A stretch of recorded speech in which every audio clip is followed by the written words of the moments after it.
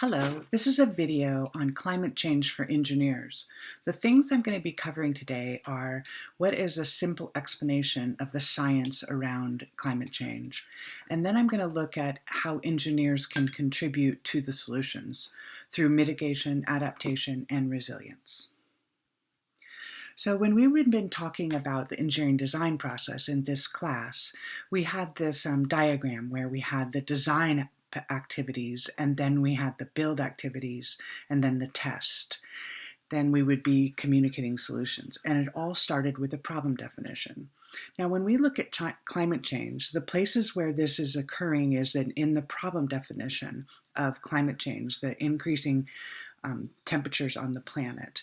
And then we also are going to be considering the background of this, about what that means in a systems perspective when we are designing things. It's also going to be important when we consider analysis and developing alternatives that we consider climate change as part of the things we're concerned about. And then also evaluating alternatives. It would be important for us to make sure that the way we evaluate it includes the concept of climate change. So moving on to the particular concept of climate change, I'm going to give you an example of something that we both all understand and have experienced, that on a hot day when the sun is shining onto a car, it begins to get hot. So what happens is that the sun shines through the windows and heats up the interior of the car, and then that heat is trapped within the car like a greenhouse kind of, and so it gets hotter and hotter. Now that's exactly what happens on our planet. The sun comes through and heats up the Earth's atmosphere. It shines through the atmosphere, and some of it is trapped within the atmosphere.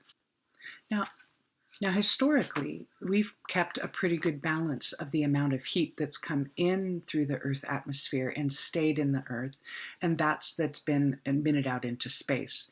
Now, the balance has been great. It's been a comfortable way for us to live. It's created a really good, fairly constant temperature.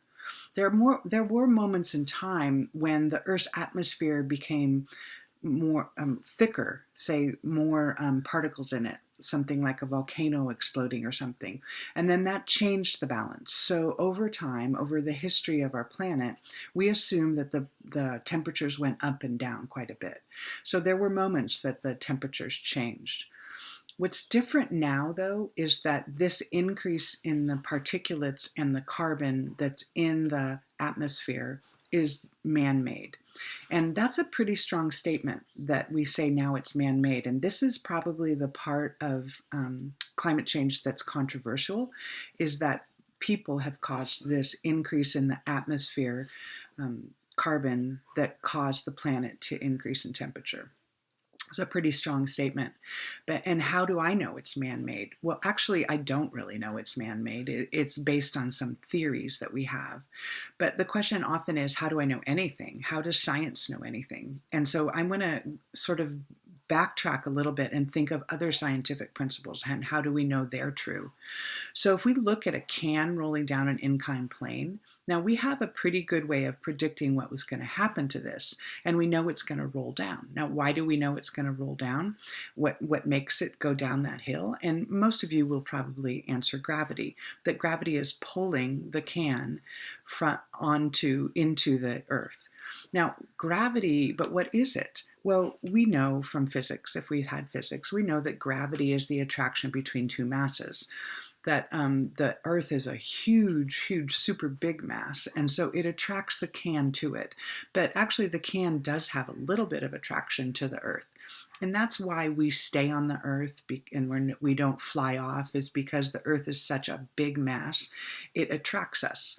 Now, that's a satisfying explanation for it, but nobody knows why two objects would attract to each other. Why is that? What is it about the objects that make them want to be closer to each other?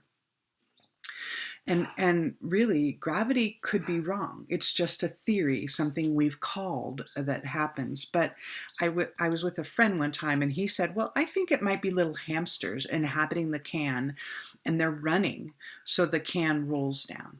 Now, we don't know that that's not right. I guess we could look inside the can, but then we could also say, well, they disappear once we open up the can.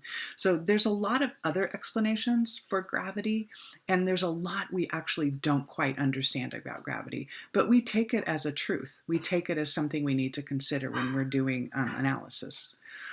So the reason I'm telling you this is that we all function as if these theories are true, but we really don't have proof that's beyond a shadow of a doubt.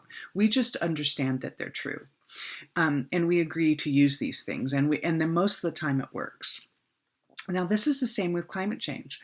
Now, what we're saying is that climate change is a theory, but it has a lot of evidence, just like gravity has a lot of evidence. We have models that can duplicate the temperature changes given the theories and the state of the atmosphere. So we understand how CO2 has increased in the atmosphere, and that radiant and conductive heat, and as it relates to CO2 molecules. So here's just a look at the CO2 for as long as we could measure it, which is about 800,000 years. We've measured this through ice cores to get to how much CO2 was in the atmosphere this long ago. And you can see it bounces around between 150 and 300. But if you can look at the current value, well, this is a 2018 value, the current value is closer to 420 parts per million of carbon, of CO2. So you can see that we're actually quite a bit more CO2 than we have been, at least for the last 800,000 years. And of course, it's hard for us to measure these things, but we use ice cores to do this. Now, global temperature is another thing that we've seen increasing over time. So land, ocean, and then the global temperature. But we haven't had the ability to measure temperature before about 150 years ago. And so it was hard for us to measure that. And so this is the only data we have. We don't have it going back 800,000 years. But what we do see is it's tracking the CO2. So what this evidence is telling us is that what we've done is create a whole bunch of CO2 in the atmosphere that's causing the planet to increase in temperature. And we're taking that as a fact, although it's not a complete fact. We have to just believe in that theory. And most scientists do. A huge majority of scientists and engineers are convinced that humans have caused the current global temperature changes through the release of carbon into the atmosphere. And we trust scientists for many things, including this. So that's what we're functioning under, is the idea that the climate change is man-made and that our temperature is increasing. So what's going to happen about that is that many smart people have thought through what's going to be happening to our climate. Now, one of the things that's going to happen is there's going to be climate impact. So the higher temperatures around the globe will cause extreme weather events, heat waves. Things are going to be hotter for longer, droughts. We know that in California that we've had droughts around the state, and hurricanes, and an increase in severity and frequency of hurricanes and extreme weather events. We also know that it's going to cause sea level rise. So the actual heating up of the ocean causes the ocean to increase in volume, because we know that when things are hotter, they take up more volume, and that's true of the water in the ocean. So that's going to cause sea level rise. In addition, melting land-based glaciers are going to drain into the ocean. That'll cause the ocean to rise. And then also melting ice caps. So there's a lot of ice that's above the sea level right now, and when it melts, it will cause the sea level to rise. So I should have done this. This is going to be sea level rise, the melting glaciers, and then the melting ice caps. And when we look at social political impacts, so all of these things that are going to be changing on the planet will cause social political impacts. Shifting agriculture and land use. So some land is going to be better now to grow, and some land is going to be worse to grow crops. So that's going to cause a shift and a movement, which is going to cause mass migration. So there'll be areas that used to have food that no longer have food, and people are going to need to move associated with that. There's also going to be political shifts as people and food production shifts. So as people are moving around and as food or resources are moving around, there's going to be political uncertainty in this. In addition, we're going to have more humanitarian responses to extreme weather events. So as there's hurricanes and things like that, we will need to create places where people can live for at least temporary periods of time. There also will be viruses and illnesses as global health changes. So as people are moving around, as things are shifting, we will have more viruses like the COVID-D. Now, the way that we are thinking about how engineers can contribute to this is there's these three pillars of climate change: mitigation, adaptation, and resilience. So I'm going to go through each of them. So mitigation is the concept of slowing the rate of global warming. And so as engineers can contribute to this, we can look at lowering emissions. So looking at where the emissions come from and putting in place engineering solutions to lower those emissions. We also can work on sequestration of carbon. So taking out the carbon from our atmosphere, putting it in the ocean or putting it in the land. But there's engineering ways that we could actually mitigate or slow the rate of global warming by taking carbon out of the atmosphere. Another area that we can contribute is adaptation, where we're taking steps to live with the effects of global warming. So we kind of feel that even if we start to mitigate and take carbon out of the atmosphere, that our Earth is going to be remaining to get hotter and hotter, mostly because the oceans have a lot of heat potential that will make that so. So because of sea level rise, we'll need to build things like seawalls. Now, for sure, civil engineers are going to be working on things like that.